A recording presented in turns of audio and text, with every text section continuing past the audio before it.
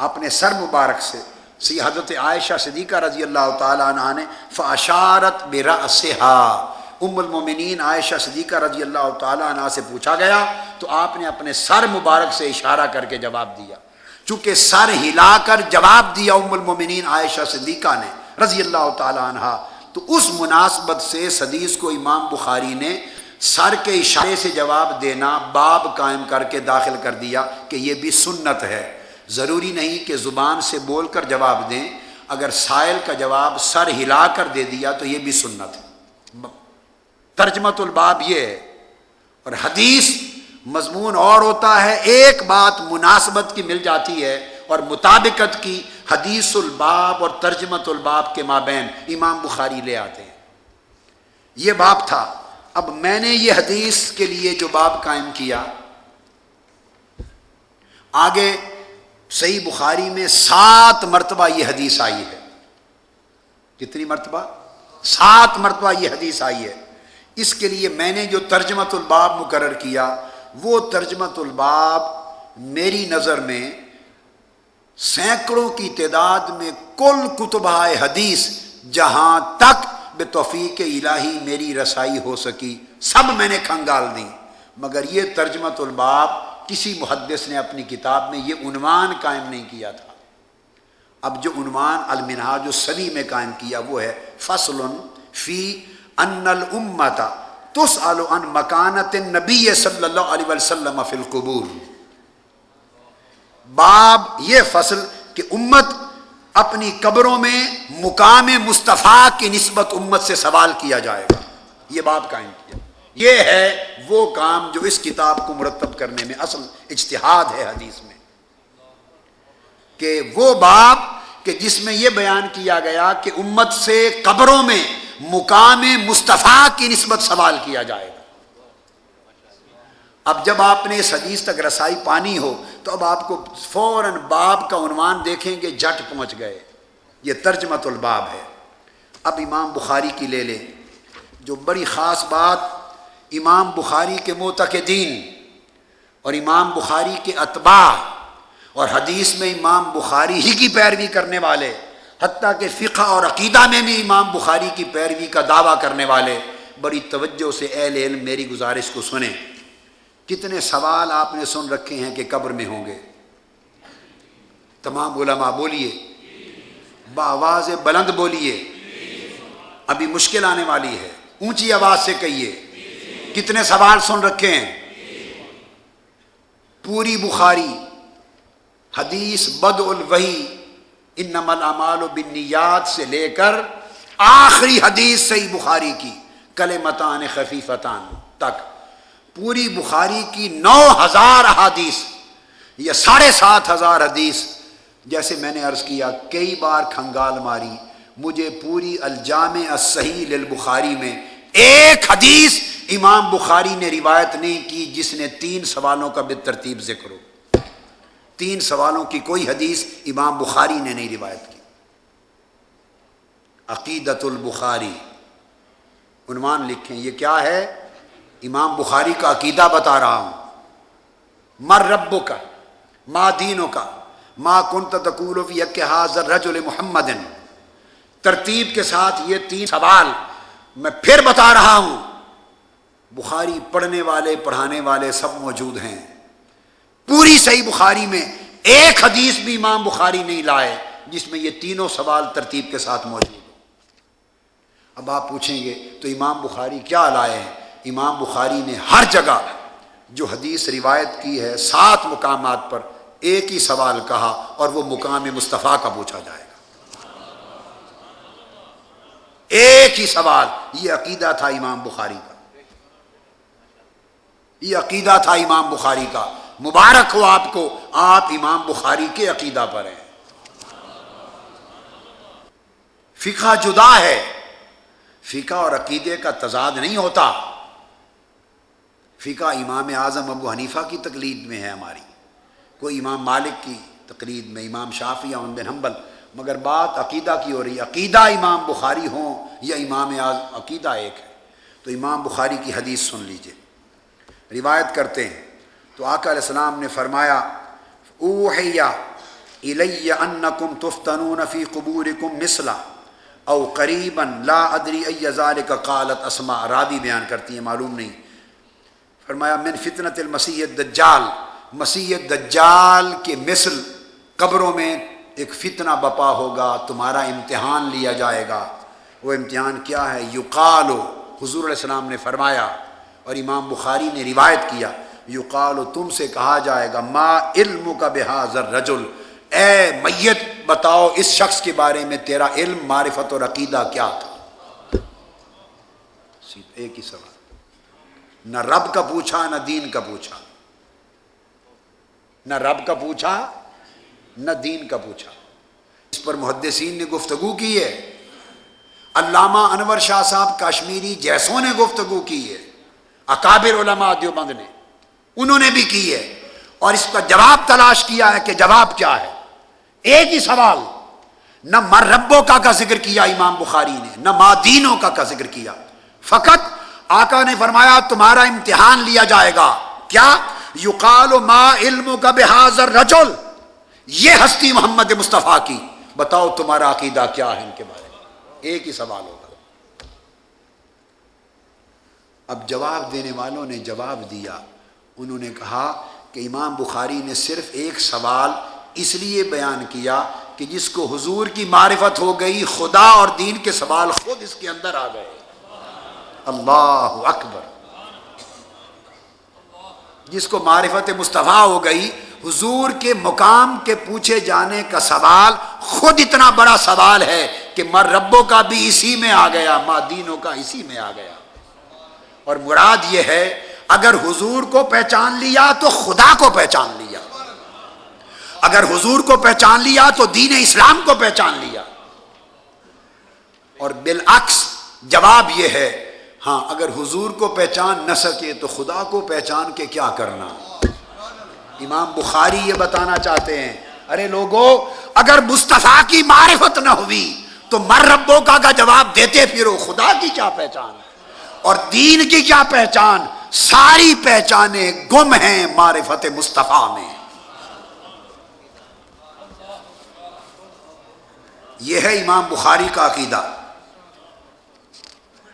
اور پھر امام بخاری فرماتے ہیں کہ فَأَمَّا الْمُؤْمِنُ أَوَ الْمُوقِنُ، اگر مومن ہوگا صاحب ایمان اور صاحب ایقان ہوگا، مومن ہوگا تو وہ کہے گا فَيَقُولُ هُوَ مُحَمَّدٌ رسول اللہ، ہاں یہ تو محمد مصطفیٰ صلی اللہ علیہ وآلہ وسلم جاءنا بالبینات والہدا فعجبنا واتبعنا هو محمد۔ اور امام بخاری قربان جائیں، امام بخاری آپ کے عشق رسول پر آقا علیہ السلام کی حدیث کو روایت کیا، چنا حدیث 7 مرتبہ آئی ہے، مگر اس میں ایک خاص بات ہے، اس وجہ سے اس کو پہلے لائے، سب سے پہلے۔ وہ کیا کہ وہ کہے گا ہوا محمد، ہوا محمد، ہوا محمد۔ حدیث کے لفظ ہیں ہوا محمد ثلاثا، اب 3 مرتبہ کہنا ہوا محمد، ہوا محمد، ہوا محمد۔ خدا کی عزت کی قسم میرا وجدان یہ کہتا ہے جواب 1 مرتبہ کہہ دینا کافی تھا، وہ جو تکرار میں کہنے لگے گا لگتا ہے کہ مومن وجد میں آ جائے گا، ہوا محمد، ہوا محمد، ہوا محمد۔ وہ فرشتے کو بتانا چاہتا ہے ارے اس ذات کا پوچھتے ہو، خدا کی قسم مر کے پہنچا ہوں یہاں تک مصطفیٰ کے واسطے، انہی کی خاطر تو مر کے آیا ہوں، سن رکھا تھا قبر میں دیدار ہوتا ہے۔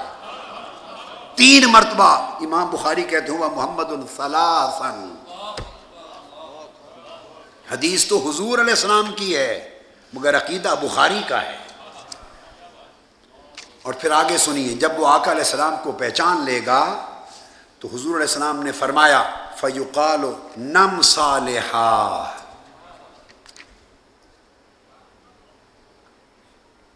جب حضور کو پہچان لے گا تو کہا جائے گا بڑے آرام سے سو جا، بڑے آرام سے سو جا۔ اور یہ جو حدیث ہے اس میں دوسرے مقام پر جو الفاظ آتے ہیں، دوسرے مقام پر اسی حدیث کے،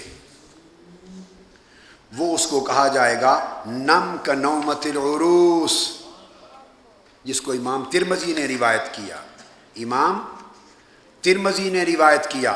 کیا کہا جاتا ہے اس کو؟ منکر اور نکیر جب وہ حضور کو پہچان لے گا تو وہ کہیں گے امام ترمذی حوالہ لکھ لیں، ترمذی کتاب الجنائز باب ما جاء فی عذاب القبر، باب ما جاء فی عذاب القبر، تو وہ ان کو کہا جائے گا کہ نم کا نومت العروس، سو جا پہلی رات کی دلہن کی طرح۔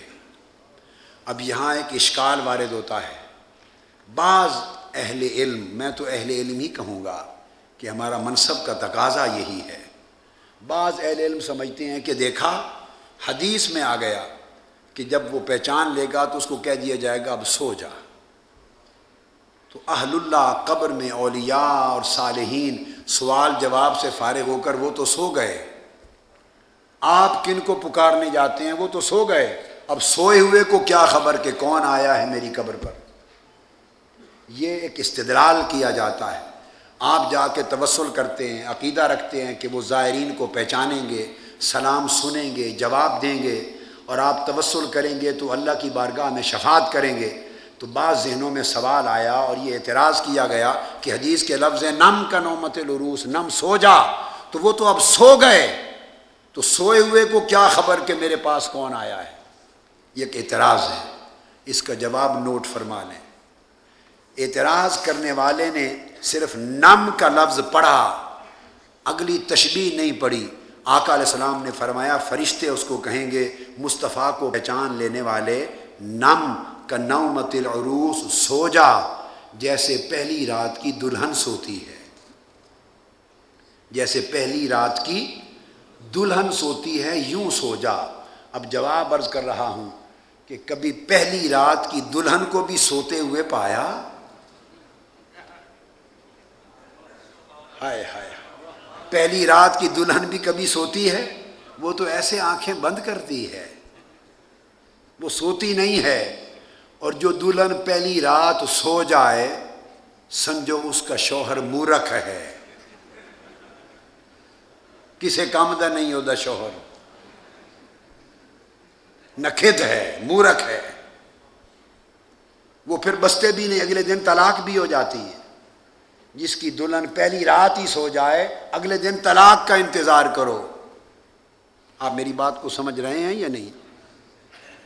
تو شوہر سلامت ہو تو دلہن سویا، تو آقا علیہ السلام نے چونکہ صحابہ سے بات کر رہے ہیں اور سب جانتے ہیں یہ انسانی زندگی کا حصہ ہے، تو فرمایا نم کا نومت العروس، سو جا جیسے پہلی رات کی دلہن سوتی ہے۔ کیوں کہ دلہن کو اب اس کے محبوب کے سوا کوئی جگا نہیں سکتا۔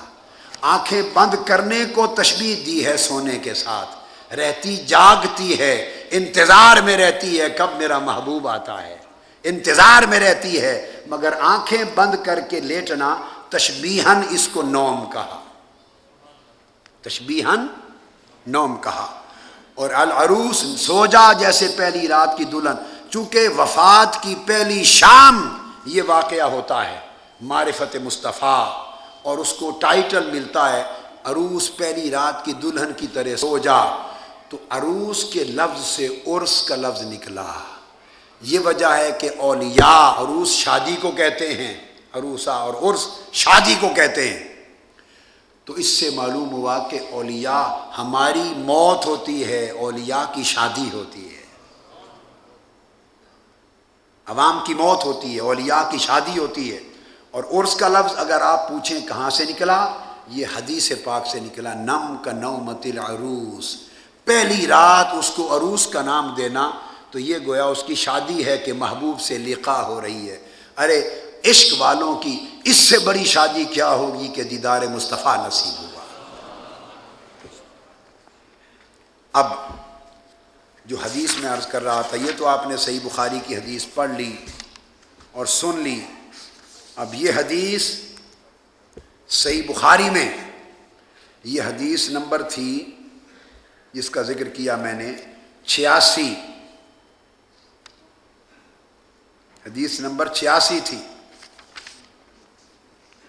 اور اب یہ حدیث صحیح بخاری میں دوبارہ آئی حدیث نمبر 184 نمبر پر، جامع مضمون کے ساتھ۔ پھر امام بخاری دوبارہ لائے حدیث نمبر 922 پر، پھر امام بخاری پھر لائے حدیث نمبر 1053 پر. امام بخاری پھر اس کو 5ویں مرتبہ لائے حدیث نمبر 154 پر. امام بخاری 6ٹھی بار لائے حدیث نمبر 1054 1053 1061 پر. پھر حدیث نمبر 1235 پر آئی. پھر حدیث نمبر 1373 پر آئی. پھر حدیث نمبر 2519 پر آئی. پھر حدیث نمبر 2520 پر آئی. پھر حدیث نمبر 7287 پر آئی. اتنی مرتبہ یہ حدیث امام بخاری نے تکرار کے ساتھ صحیح بخاری میں درج کی. اور اب یہ جو حدیث ہے جس کا ہم ذکر کر چکے، یہ امام بخاری نے اس کو کتاب الجنائز میں روایت کیا. امام مسلم نے اسے کتاب الجنہ و صفت نعیمہا میں روایت کیا. ایک ہی سوال، یہ نہیں ہے کہ صرف ایک سوال کی حدیث بخاری لائے ہیں، نہیں، امام مسلم بھی لائے. اور اس کے بعد امام ابو داؤد نے اس کو کتاب السنہ میں روایت کیا. اسی کو امام نسائی نے اپنی کتاب الجنائز میں روایت کیا، اور احمد بن حنبل نے مسند میں روایت کیا. یہی ما علم کا بہذا الرجل فقط. اور یہ جو حدیث تھی یہ انس بن مالک رضی اللہ تعالیٰ عنہ سے مروی ایک حدیث ایک بار، اور دوبارہ یہ حدیث حضرت اسماء بنت ابی بکر نے بھی روایت کی. راویوں کے نام بھی لکھتے جائیں. یہ حدیث حضرت اسماء بنت ابی بکر نے روایت کی، اور اسماء بنت ابی بکر سے دوبارہ امام بخاری نے تخریج کی کتاب الوضو میں، باب من لم یتوضا الا من الغشی، اس باب کے اندر. پھر امام بخاری اس حدیث کو دوبارہ لائے کتاب الجمعہ کے اندر، باب صلاۃ النساء مع الرجال فی الکسوف، اس میں لائے. امام بخاری پھر پلٹ کر لائے اس حدیث کو کتاب الاعتصام بالکتاب والسنہ. پھر امام مسلم اس کو کتاب الکسوف میں لائے. پھر امام مالک بھی الموطا لائے. حدیث کے وہی لفظ ما علمک بہذا الرجل. پھر اس حدیث کو حضرت ابو ہریرہ نے بھی روایت کیا. میں یہ سارے حوالے وہ دے رہا ہوں جن میں صرف ایک سوال آیا ہے. یہ کل حوالے جو لکھوا رہا ہوں یہ ایک سوال ہے بس. حضرت ابو ہریرہ نے روایت کیا، اور اس ابو ہریرہ کی روایت ہے اتاہ ملکان اسودان اذا قبر المیت، او قال احدکم اتاہ ملکان اسودان ازرقان یقال لاحدہما المنکر والآخر النکیر فیقولان ما کنت تقول فی ھذا الرجل. بتاؤ اس ہستی کے بارے میں ما کنت تقول. مضارع پر جب کانا یکون وارد ہو جائے تو ماضی استمراری کا معنی دیتا ہے. تو کنت تقول کا معنی یہ نہیں ہے کہ بتاؤ کیا کہتے ہو، تمہارا عقیدہ کیا ہے. ارے جب دیدار مصطفیٰ سامنے ہوگا، اس کے اوپر بحث کی کہ دیدار کیسے ہوگا. امام ابن حجر اسقلانی نے فتح الباری میں، علامہ عینی نے عمدۃ القاری میں مفصل مبسوط بحث کی، لکھ لیں. امام کرمانی نے بحث کی، علامہ قسطلانی نے بحث کی، مسلم کے اندر امام نووی نے بحث کی، قاضی ایاز نے بحث کی، امام قسطلانی نے المواہب اللدنیہ میں بحث کی. کل شارحین بخاری اور مسلم اس کی مختلف شکلیں بیان کرتے چلے آئے ہیں کہ دیدار کیسے ہوگا. اس تفصیل میں نہیں جاتا. بعضوں نے کہا شبیہ مصطفیٰ دکھائی جائے گی. کیا یہ عقیدہ کسی امام نے نہیں لکھا؟ اور اصلاح کر لیں، ہمارے لوگ جو عائزین ہیں جب وہ لچھے دار تقریروں کے جوش میں آتے ہیں اور تہ بالا کرتے ہیں تو دین کے اور عقائد اور علم کا بھی تہس نہس کر دیتے ہیں، اور اس میں بیان کرتے ہیں کہ ہر ایک کی قبر میں حضور علیہ السلام بنفس نفیس تشریف لائیں گے. ایسا نہیں، یہ شان رسالت مآب کے منافی ہے، یہ گستاخی ہے. آقا علیہ الصلوۃ والسلام کا مقام یہ ہے کہ آپ اپنے جسد حقیقی کے ساتھ اپنی قبر اطہر روضہ مقدس ہی میں آرام فرمائیں. ہر ایک کی قبر میں جائیں، یہ حضور کی شان نہیں ہے. تو ائمہ نے کہا یا تو ہر قبر میں شبیہ مصطفیٰ ہوگی، اور یا اکثر ائمہ نے، امام قسطلانی اور علامہ عینی سمیت، انہوں نے ترجیح دی کہ شبیہ مصطفیٰ نہیں، پردے اٹھا دیے جائیں گے اور قبر اور گنبد خضرا کا فاصلہ کم کر دیا جائے گا، ہر میت قبر میں مصطفیٰ کا دیدار کرے گا۔ حضور گنبد خضرا میں قبر انور میں تشریف فرما ہوں گے، مگر پردے اٹھا دیے جائیں گے، فاصلہ مٹا دیا جائے گا، میت اپنی قبر سے قریب آقا علیہ السلام کو دیکھے گا۔ اس قربت مکانی کی وجہ سے کہا ما کنت تقول فی ھذا الرجل، اس ہستی کے بارے میں کیا کہتے ہو؟ جب محدثین نے اس قول کو ترجیح دی، اس قول کو ترجیح دی، اس ترجیح پر مدار کرتے ہوئے میں ایک بات کہنا چاہتا ہوں، جب کل ائمہ حدیث نے اس بات کو جائز مانا کہ پردے اٹھا دیے جائیں گے اور فاصلہ مٹا دیا جائے گا اور ہر میت گنبد خضرا کو قریب دیکھ کر حضور کو سامنے دیکھے گا، ارے لوگوں، اگر ہر میت ہزاروں لاکھوں میل کی مسافت پر اس کی قبر ہے، اگر وہ پردے اٹھ جاتے اور قریب سے مصطفیٰ دیکھ سکتا ہے تو مصطفیٰ عرش سے تحت ثری تک ہر شے قریب کیوں نہیں دیکھ سکتے؟ جب ہر میت کے لیے برمنگم سے گنبد خضرا کا فاصلہ قلیل ہو جاتا ہے اور بعد مکانی قرب مکانی میں بدل جاتا ہے اور رفع حجب ہو جاتا ہے، پردے اٹھ جاتے، آپ کے پردے اٹھ گئے تو مصطفیٰ کے پردے کیوں نہیں اٹھے؟ تو آقا علیہ السلام تو بطریق اولا مشاہدہ فرماتے ہیں ساری کائنات کا، جہاں تک چاہیں مشاہدہ فرما لیں۔ اس لیے کہا جائے اس شخص کے بارے میں کیا کہتے ہو؟ یہ عقیدہ بخاری ہے، اور امام بخاری کو مزہ آ گیا ہے اس حدیث کا، پلٹ کر مختلف عنوان بنا کے حدیث کو بار بار لا رہے ہیں، سمجھانا یہ چاہتے ہیں کہ اے اہل ایمان، تمہارے ایمان کی پہچان معرفت مصطفیٰ ہے، معرفت مکانت مصطفیٰ ہے، معرفت مقام مصطفیٰ ہے۔ اب معلوم ہوا کہ اہل سنت کے علماء، اولیاء، صوفیاء زندگی میں سارا زور مقام مصطفیٰ پہ کیوں دیتے ہیں؟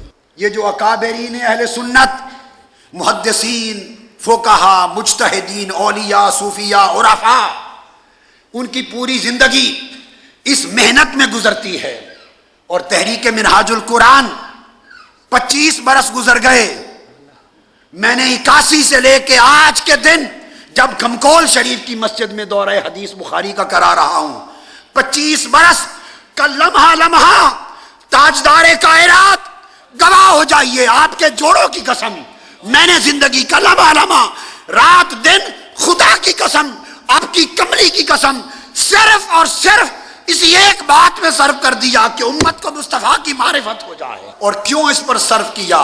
اس لیے کہ امام بخاری نے درجن مقام پر بخاری میں حدیث وارد کی کہ ایمان کا بچنا اور جنت کا ملنا قبر میں امتحان کی کامیابی پر مدار ہے، اور امام بخاری جتنی روایتیں لائے ہیں اس میں نہ مر ربوں کا نہ ما دینوں کا لاتے ہیں، سارے سوال ختم۔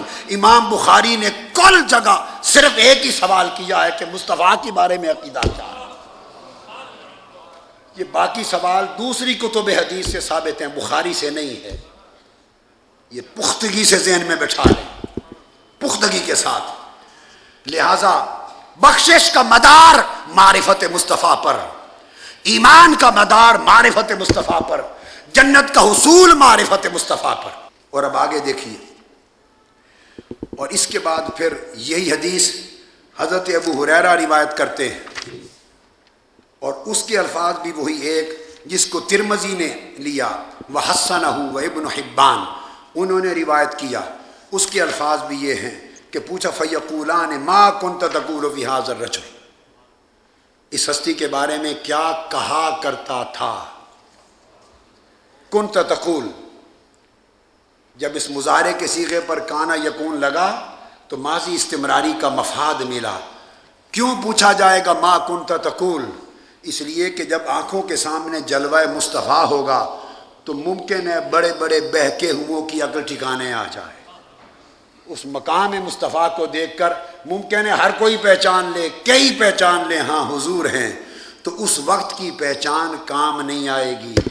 پوچھا جائے گا آج کا نہ بتا زندگی میں عقیدہ کیا رکھا کرتا تھا، ان کی شان کیسے بیان کیا کرتا تھا، ان کی مقام و منزلت کیا بیان کیا کرتا تھا، اپنے جیسا کہتا تھا یا کسی جیسا نہ کہتا تھا، یہ بیان کر۔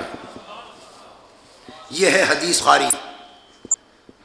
اس لیے اعلیٰ حضرت نے کہا آج لے ان کی پناہ، آج مدد مانگ ان سے، کل نہ مانیں گے قیامت کو اگر مان گیا۔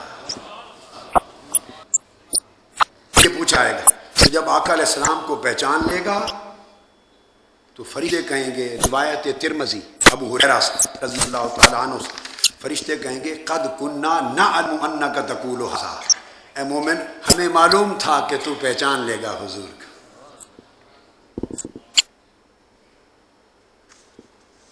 اسی طرح یہ حدیث ابن ماجہ اور امام احمد بن حنبل نے بھی روایت کی، ایک ہی سوال کیا، میں کل حوالے صرف ایک سوال والے دے رہا ہوں، وہ حدیثیں لے رہا ہوں، اور حضرت عائشہ صدیقہ نے روایت کیا اور ابو ہریرہ رضی اللہ تعالیٰ عنہ نے روایت کیا، اور امام ابن ماجہ اور امام احمد بن حنبل نے، اور کہا وَإِسْنَادُهُ صحیح، اس حدیث کے اسناد صحیح ہے، حدیث صحیح ہے، حدیث اس میں ایمان افروز جملہ ہے۔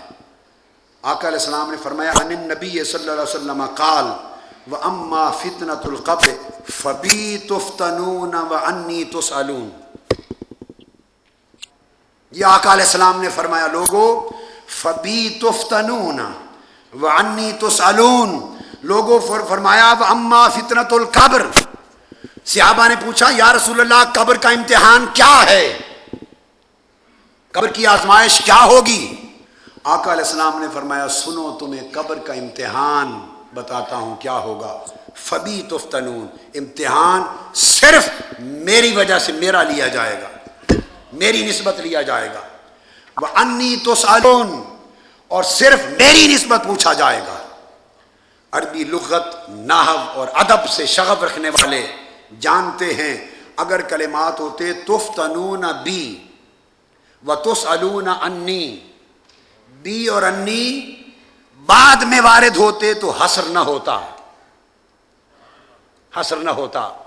جب فبی تفتنون وعنی تسألون، جب ان کو مقدم کیا تو اس تقدیم میں حصر ہے۔ یہ بنیادی علم لغت اور علم النحو کا سدھ بدھ رکھنے والا ہر طالب علم اس بات سے آگاہ ہونا چاہیے، اس میں طریق حصر ہے۔ تو آقا نے فرمایا قبر کا امتحان ایک ہی ہے، اور وہ یہ کہ صرف میری نسبت پوچھا جائے گا، بتاؤ مقام مصطفیٰ کیا ہے۔ یہ حدیث کے لفظ یاد رکھ لیں، کبھی نہ بھولیں۔ ابن ماجہ، احمد بن حنبل، امام ابن ماجہ نے کتاب الزہد میں روایت کیا، سنن ابن ماجہ باب ذکر القبر، اور امام احمد بن حنبل نے روایت کیا حدیث نمبر 25,133 ہے، اور امام اسقلانی نے فتح الباری میں بھی روایت کیا جلد 3 صفحہ 240، اور امام عبداللہ بن احمد بن حنبل، امام احمد بن حنبل کے صاحبزادے، انہوں نے بھی کتاب السنہ میں اور سیاہ ستہ میں، اور فرمایا اسنادہ صحیح، صحیح حدیث ہے۔ تو اس میں طریق حصر ہے کہ صرف میری نسبت پوچھا جائے گا۔ پھر وہ سوال کے باقی دو جواب کہاں گئے جو دیگر کتب حدیث میں آئے ہیں، ان کا جواب محدثین نے دیا۔ ایک پر حصر اس لیے کیا کہ جس نے حضور کو پہچان لیا، خدا اور اسلام والے سوال اس کے اندر خود بخود آ گئے۔ یہ ایک تعبیر ہے جو محدثین نے کی، یہ ایک تشریح ہے اور تطبیق ہے جو محدثین نے کی۔ ایک تطبیق میں بھی عرض کرنا چاہتا ہوں اضافتاً۔ ایک تو یہ محدثین نے فرمایا کہ ان تمام احادیث میں اختصاراً ایک سوال پر اکتفا اس لیے کیا کہ باقی دونوں سوال حضور کے نام والے ایک سوال کے اندر آ جاتے ہیں۔ ایک تطبیق اور بھی ہے، اور وہ تطبیق بڑی خاص ہے جو میں عرض کر رہا ہوں، جو کتب میں پہلے نہیں آئی ہے، شارحین کے ہاں پہلے نہیں آئی ہے۔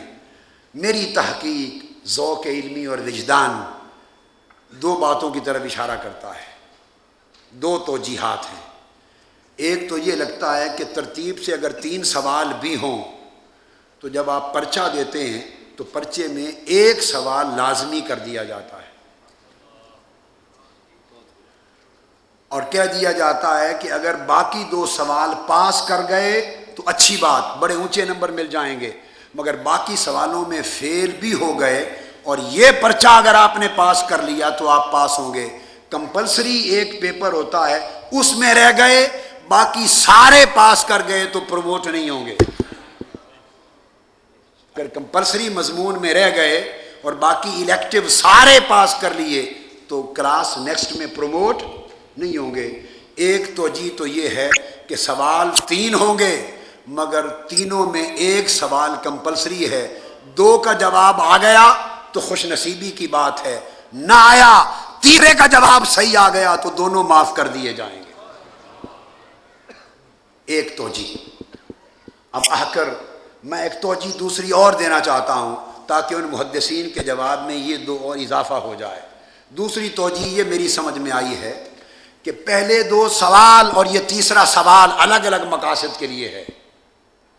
مر ربو کا، بتا تیرا رب کیا ہے، یہ سوال اس امر کا تعین کرنے کے لیے ہے کہ مرنے والا کافر ہے یا ملحد ہے، چونکہ ہر ایک میت سے سوال ہوگا، فَأَمَّا الْكَافِرُ وَالْمُنَافِقُ وَالْمُؤْمِنُ، ہر ایک سے سوال ہوگا۔ تو اس دنیا میں مرنے والے 2 طرح کے ہوں گے، کچھ وہ ہوں گے جو خدا کو مانتے ہی نہیں، جیسے ہندو ہیں، سکھ ہیں، بدھ مت ہیں، مشرک ہیں، جو خدا کو ہی نہیں مانتے، اور کچھ وہ ہیں جیسے مسلمان، یہودی اور عیسائی، اصلاً وہ خدا کو بنیادی طور پر مانتے ہیں۔ تو مر ربوں کا یہ تفریق اور امتیاز کرنے کے لیے ہوگا کہ بتا تیرا رب کیا ہے، کہ رام رام اور چندر مہاراج کا نام لیتا ہے یا اللہ کا نام لیتا ہے، تاکہ تقسیم ہو جائے کہ خدا کو مانتا بھی ہے یا نہیں۔ یہ میں نے اپنی توجیہ پیش کی۔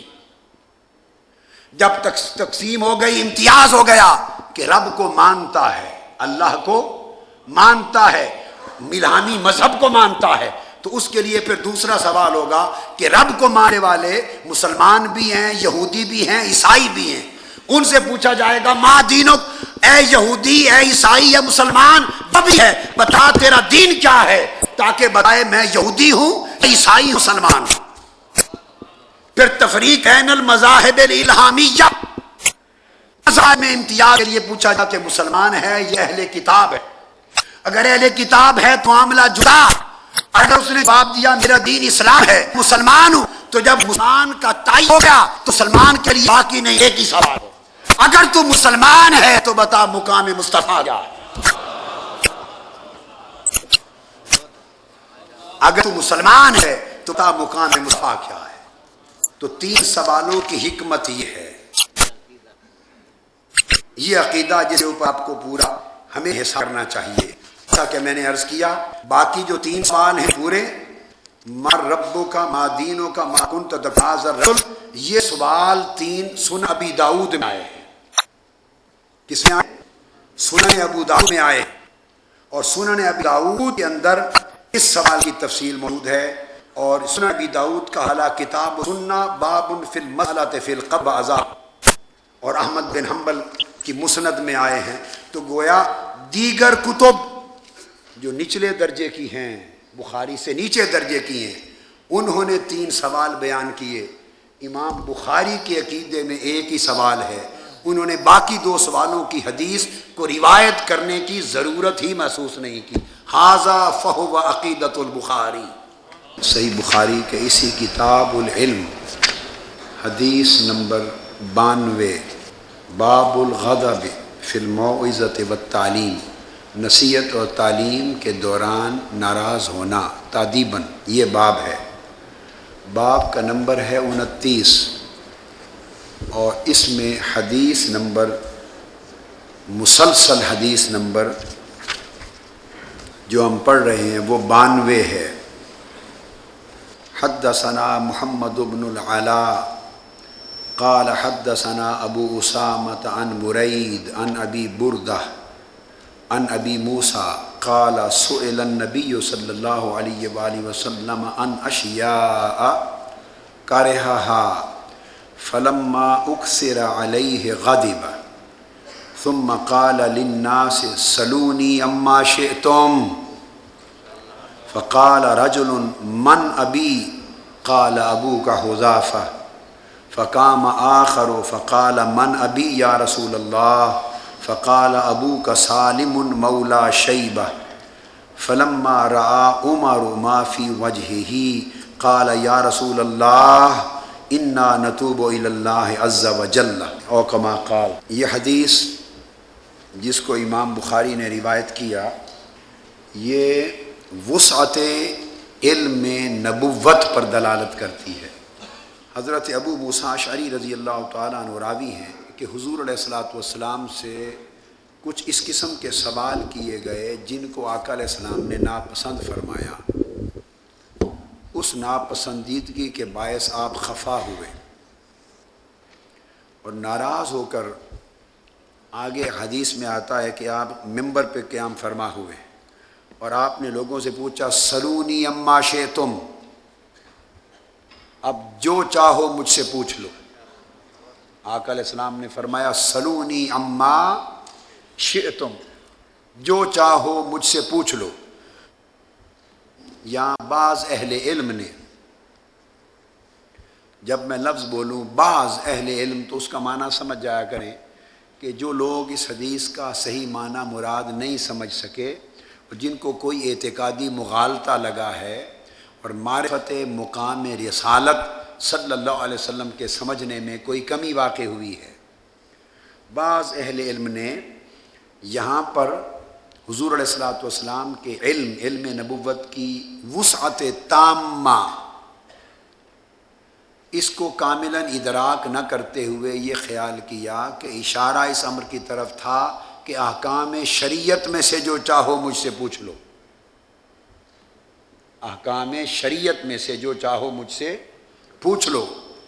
یہ مفہوم مراد لینا غلط ہے، بلکہ شارع علیہ السلام کے قول مطلق کو ناروا مقید کر دینے کے مترادف ہے۔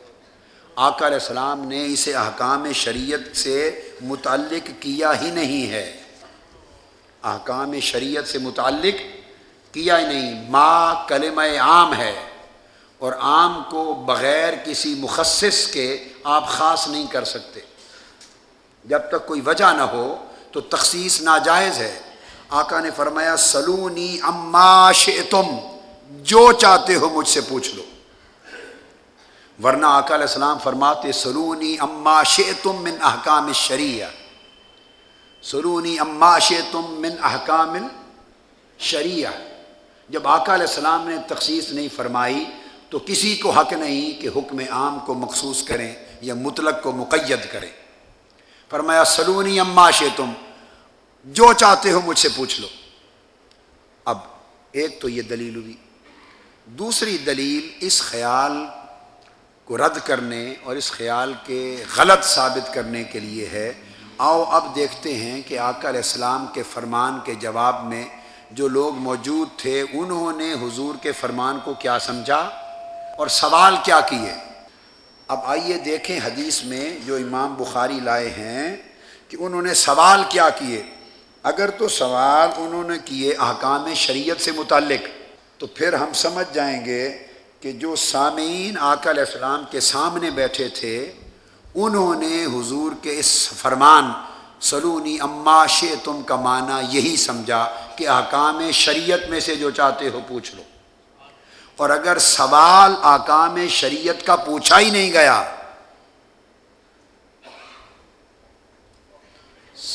سوال احکام شریعت سے متعلق نہیں پوچھا گیا، سوال عمومی وقائع اور حقائق سے متعلق پوچھا گیا، تو اس کا مطلب ہے کہ حضور کے جو سامعین سامنے بیٹھے تھے انہوں نے بھی یہی سمجھا کہ بحر علم مصطفیٰ آج تلاطم میں ہے، کائنات ارض و سما کی جو حقیقت پوچھنا چاہتے ہو پوچھ لو۔ سو انہوں نے سوال کیا، ایک شخص اٹھا، اس نے پوچھا قال رجل من ابی یا رسول اللہ، ایک شخص کو لوگ طعنہ دیتے تھے کہ تم اپنے باپ کے نہیں ہو،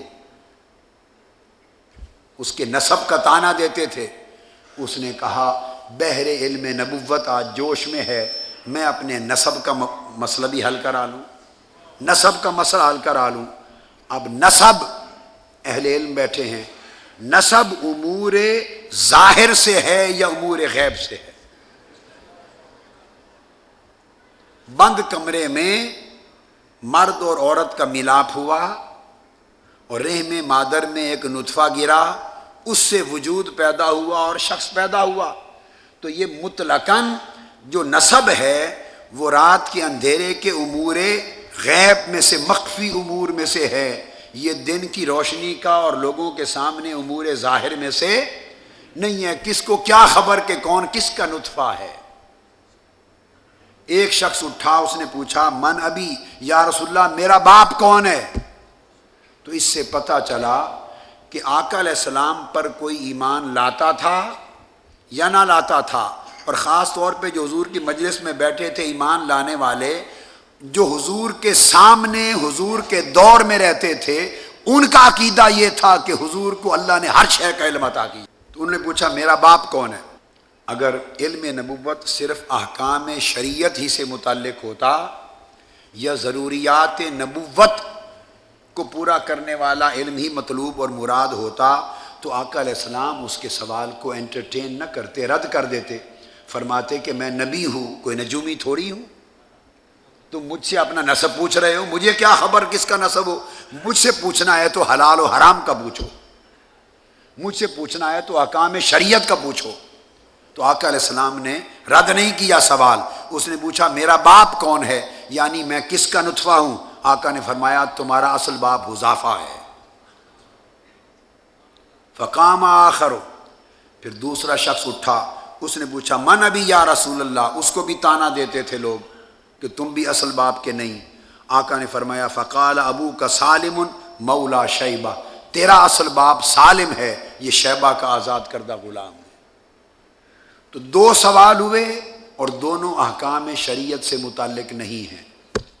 یہ بات میں نے اس لیے کہی کہ کئی اہل علم نے حدیث کی شرح کرتے ہوئے صریحاً ایسی باتیں لکھی، ان باتوں کا قطعاً حدیث کے مضمون کے ساتھ کوئی مطابقت نہیں ہے۔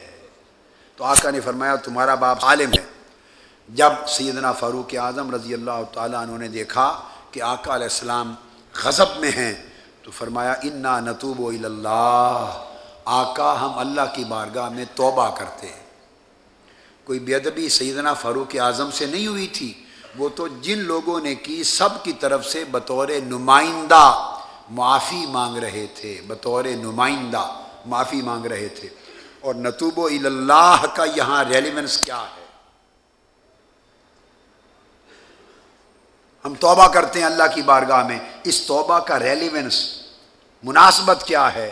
مناسبت یہ ہے کہ جو کوئی گستاخی اور کوتاہی ہوئی وہ شان علم مصطفیٰ میں ہوئی تھی، اور عرض کی اللہ کے حضور توبہ کرتے ہیں، اس لیے توبہ کرتے ہیں کہ حضور آپ کا علم ہر شک و شبہ سے بالا تر ہے۔ اس کے بعد امام بخاری اگلے باب میں حدیث نمبر 93 دوسری حدیث لائے ہیں نئے باب میں۔ پہلی حدیث کی روایت کی ابو موسیٰ اشعری رضی اللہ تعالیٰ عنہ نے، اور اگلی حدیث کے راوی ہے حضرت انس بن مالک رضی اللہ تعالیٰ عنہ، اور باب کا عنوان ہے باب من بارک علی رکبتیہ عند الامام او المحدث، امام یا محدث کے سامنے گھٹنے ٹیک کر بیٹھنا۔ باب یہ قائم کیا ہے۔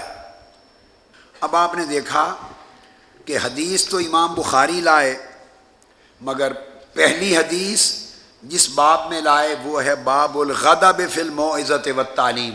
میں پھر نکتہ سمجھا رہا ہوں کہ ترجمۃ الباب یہ ہے کہ کسی بات پر تعلیم و تربیت کے دوران ناراض ہونا، تو چونکہ آقا علیہ السلام کسی کی نادانی کی بات پہ خفا ہوئے، اس خفا ہونے کو باب کا عنوان بنایا اور حدیث یہ درج کی جس سے وسعت علم مصطفیٰ کا ثبوت ملتا ہے۔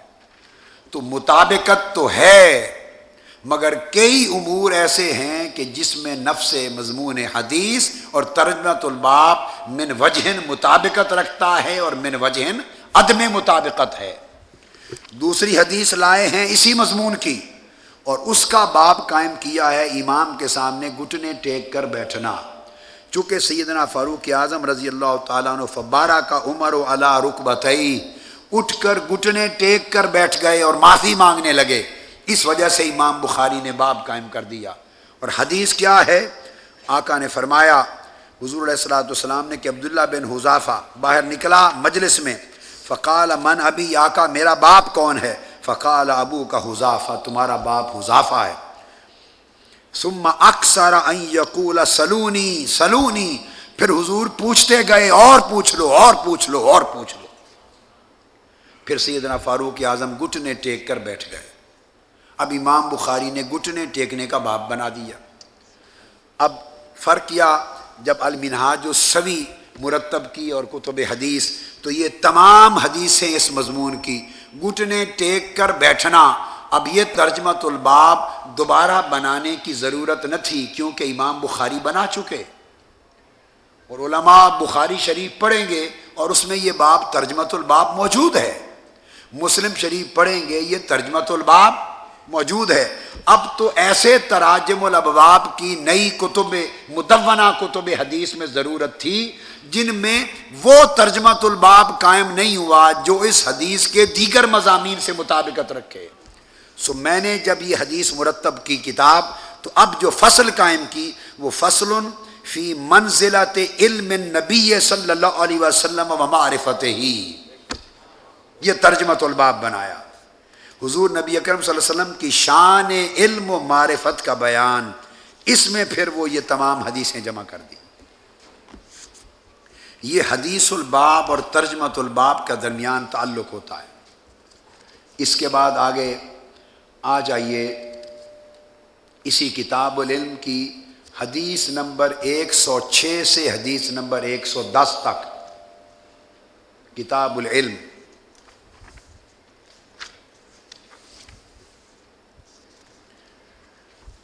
باب نمبر 39 ہے کتاب العلم کا۔ امام بخاری نے باب قائم کیا، باب اسم من کذب علی النبی صلی اللہ علیہ وآلہ وسلم۔ باب اس موضوع پر کہ اگر کوئی معاذ اللہ حضور علیہ الصلوۃ والسلام پر جھوٹ باندھے، کوئی جھوٹ منسوب کرے آقا علیہ الصلوۃ والسلام کی طرف، اس پر باب قائم کیا ہے امام بخاری نے۔ اور اس باب کے تحت احادیث لائے ہیں، اور حدیث نمبر 110 اس باب کے تحت میں بیان کر رہا ہوں جو عقیدہ کے موضوع پر ہے۔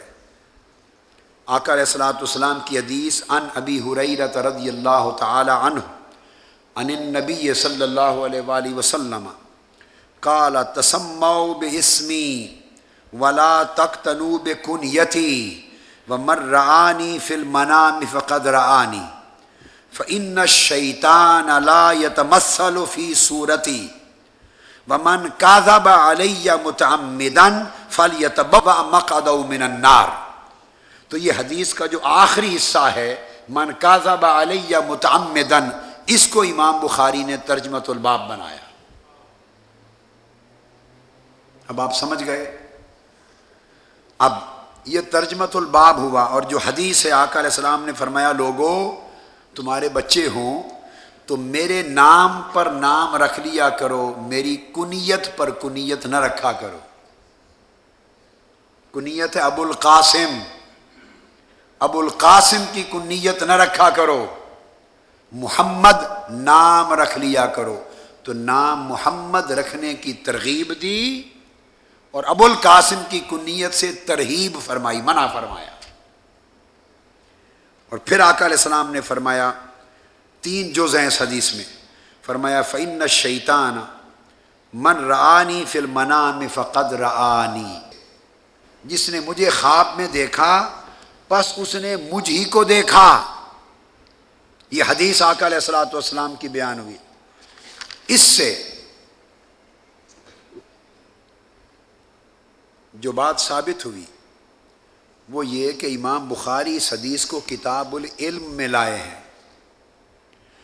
کتاب العلم میں من رآنی فی المنام فقد رآنی، اس کا جوڑ کیا تھا، مطابقت کیا تھی؟ ایک تو ثابت ہوا کہ خواب حق ہوتے ہیں، دوسرا ثابت ہوا کہ خواب میں آقا علیہ الصلوۃ والسلام کی زیارت کا ہونا حق ہے۔ دو مسئلے ثابت ہوئے۔ اس کا انکار اور تکذیب قطعاً ممنوع ہے شریعت میں۔ اس کو کتاب العلم میں لانے کا سبب یہ ہے کہ امام بخاری بتانا چاہتے ہیں کہ علم کے مختلف ذرائع ہیں، ان میں سے ایک ذریعہ خواب بھی ہے۔ تو رویا صالحہ کے ذریعے بھی علم اور معرفت نصیب ہوتی ہے۔ تو ایک چشمہ ہے، اہل اللہ کو، اولیاء کو، صلحاء کو خواب کی صورت میں بھی بعض علوم اور معارف نصیب ہوتے ہیں۔ اور پھر اس کے بعد خواب میں حضور کی زیارت اور روایت میں حضور پہ جھوٹ نہ بولنا، گویا رؤیت اور زیارت کو، رؤیت اور روایت کو اکٹھا کر دیا۔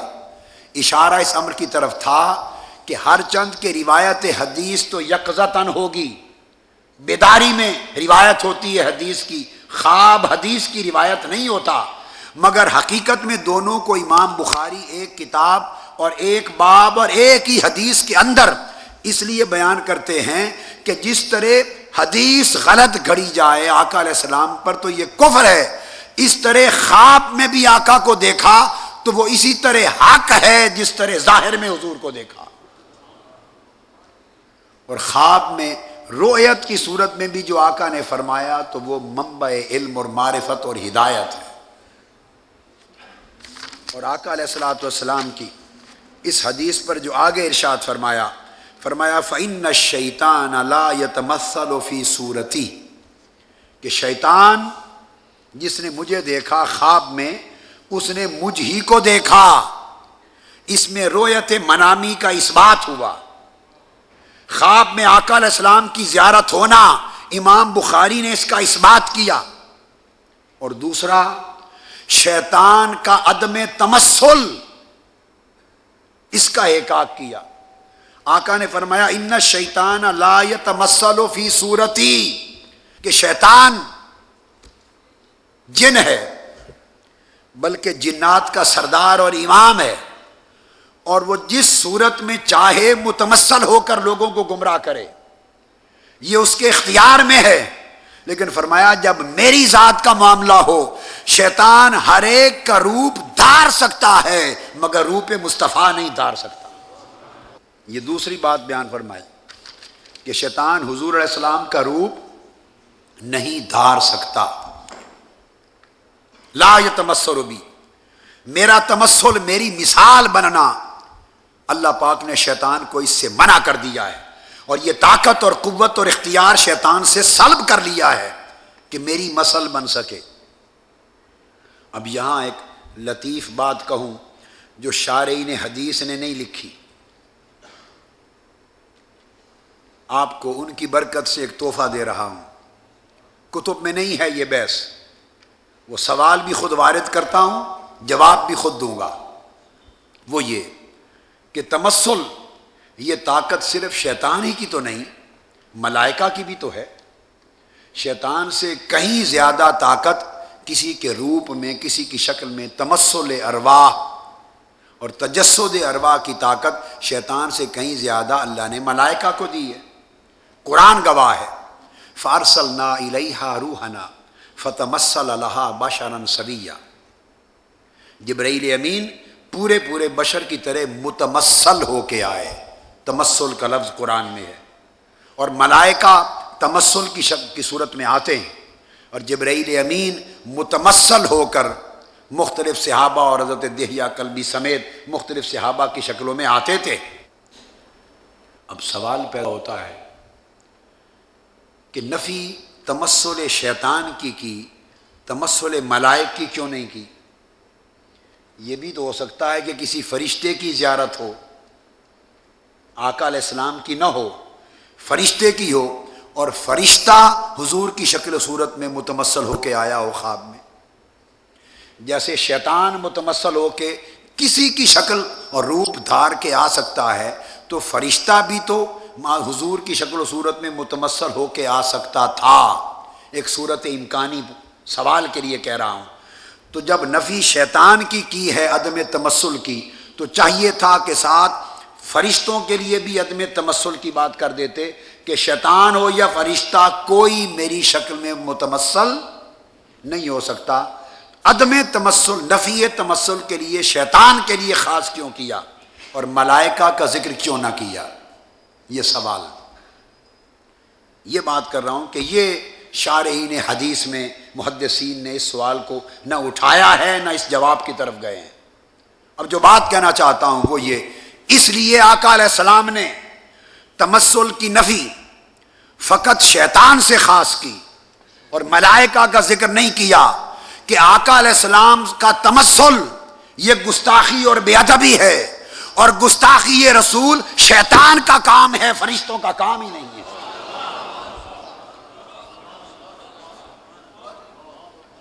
رسول کی گستاخی یہ عقیدہ شیطان کا ہے، یہ عقیدہ ملائکہ کا ہے ہی نہیں۔ ملائکہ کا عقیدہ سراپا ادب ہے۔ جب حکم ہوا فسجد الملائکۃ کلھم اجمعون، سارے فرشتے پاس ادب کر کے سجدہ ریز ہو گئے الا ابلیس، ابلیس نہ جھکا۔ پوچھا ما منعک ان تسجد اذا امرتک، اللہ تسجد اذا امرتک، شیطان جب میں نے حکم دیا اس پیکر نبوت کے سامنے ادب اور تعظیم کے اظہار کے لیے جھک جاؤ تو تم کیوں نہیں جھکے؟ تو شیطان نے جواب دیا لم اکن اسجد لبشر، وہ پیغمبر تھے، نبی تھے، اس نے کہا یہ بشر ہے اور میں بشر کو سجدہ نہیں کر سکتا۔ تو تاریخ مخلوق میں نبی بشر تھے اور کوئی نبی بشریت سے خالی نہیں ہے، کوئی نبی بشریت سے خالی، بلکہ انبیاء علیہ السلام حتیٰ کہ حضور علیہ الصلوۃ والسلام کی ذات اقدس سمیت مطلقاً بشریت کا کلیتاً انکار کرنا، نفی کرنا کفر ہے۔ جو کہے آقا علیہ الصلوۃ والسلام سرے سے بشر ہیں ہی نہیں، جو یہ عقیدہ رکھے کافر ہے۔ قل انما انا بشر مثلکم، بشریت حق ہے، مگر جو بات بتانا چاہتا ہوں بشریت تھی، خود رب کائنات نے فرمایا تھا انی خالق بشرا من صلصال من حمأ مسنون، فرشتوں میں سیاہ بودار گارے سے ایک بشر کا پیکر بنانے والا ہوں، اور ان کی آنکھوں کے سامنے آدم علیہ السلام کو پیکر بشریت بنایا تھا، اور رب ذوالجلال نے خود فرمایا تھا بشر بنا رہا ہوں۔ تو بشریت تھی، مگر یہ خدا کا کلام تھا، مخلوق میں سے سب سے پہلا بشر پر اصرار کرنے والا کوئی فرشتہ نہ تھا، شیطان تھا۔ تو بشریت کا اقرار تھا، اقرار بشریت میں گستاخی نہیں ہے، اصرار بشریت میں گستاخی ہے۔ بشریت کا اقرار کرنا یہ گستاخی نہیں، بشریت پر اصرار کرنا گستاخی ہے۔ اب میری بات کو سمجھے، اقرار کیا تھا خالق بشرا، ایمان رہا، شیطان صرف اقرار کرتا اصرار نہ کرتا تو شیطان نہ بنتا۔ تو یاد رکھ لیں مومن وہ ہیں جو انبیاء کی بشریت کا اقرار کرتے ہیں مگر بشریت پر اصرار نہیں کرتے، بشریت پر تکرار نہیں کرتے۔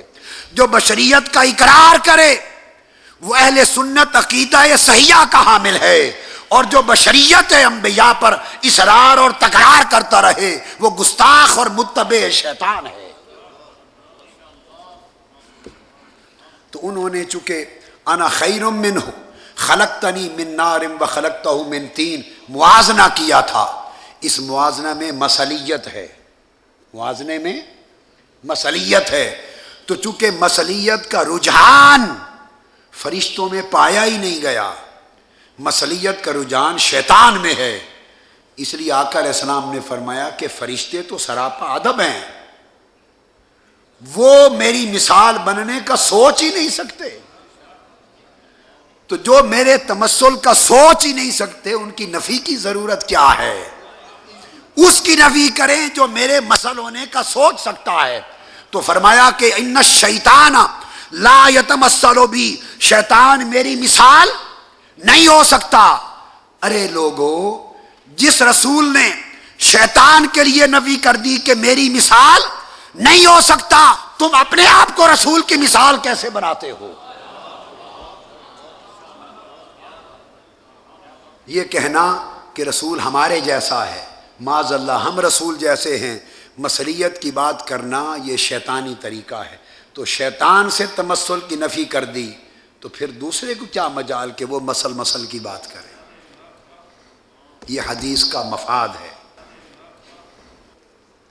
اس کے بعد پھر آگے فرمایا اس کی تفصیل، ان الشیطان یتمثل فی صورت لا یتمثل فی صورتی۔ پھر یہ جو حدیث ہے یہ امام بخاری نے بھی اور امام مسلم نے اور ائمہ نے مختلف الفاظ کے ساتھ مختلف مقامات پہ کثرت سے بیان کی۔ ایک جگہ بیان فرمایا اس کے لیے کہ شیطان میری مثل نہیں ہو سکتا، متمثل نہیں ہو سکتا، تو اس حدیث میں شیطان کے لیے عدم تمثل کے لفظ آئے ہیں۔ مر رعانی فی المنام فقد رعانی، جس نے خواب میں مجھے دیکھا اس نے مجھے ہی دیکھا۔ اس سے حیات النبی بھی ثابت ہوئی۔ حیات النبی فرمایا مر رعانی فی المنام فقد رعانی، جس نے خواب میں مجھے دیکھا اس نے مجھ ہی کو دیکھا۔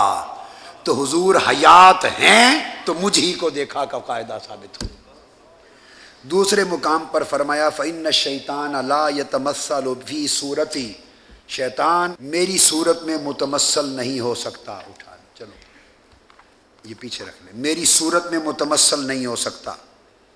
ایک مقام پر حدیث ہے، امام بخاری نے بھی روایت فرمایا مر رعانی فقد رأى الحق، جس نے مجھے دیکھا اس نے حق کو دیکھا، یعنی حقیقتاً مجھے دیکھا۔ ایک مقام پر فرمایا یہ کل احادیث ہے اسی مضمون کی، مر رعانی فی المنام فسیرانی فی الیقظہ، جس نے مجھے خواب میں دیکھا وہ ان قریب مجھے بیداری میں دیکھے گا۔ ایک ہی حدیث ہے، یہ بھی صحیح بخاری میں ہے، صحیح بخاری میں۔ آگے امام بخاری مختلف مقامات پر، کبھی تعبیر رویا میں، کبھی کتاب المنام میں، مختلف جگہوں پر یہ حدیث الفاظ بدل بدل کے مختلف طرق و روایات کے ساتھ لائے ہیں۔ جس نے مجھے دیکھا وہ ان قریب مجھے بیداری میں دیکھے گا۔ اس حدیث کی شرح میں محدثین نے بہت کچھ لکھا ہے، اور یہاں سے ثابت ہوا کہ جس طرح آقا علیہ السلام کو خواب میں دیکھنا حق ہے، فَسَيَرَانِي فِي الْيَقْظَةِ، سو اسی طرح عالم بیداری میں بھی آقا علیہ السلام کی زیارت کرنا حق ہے۔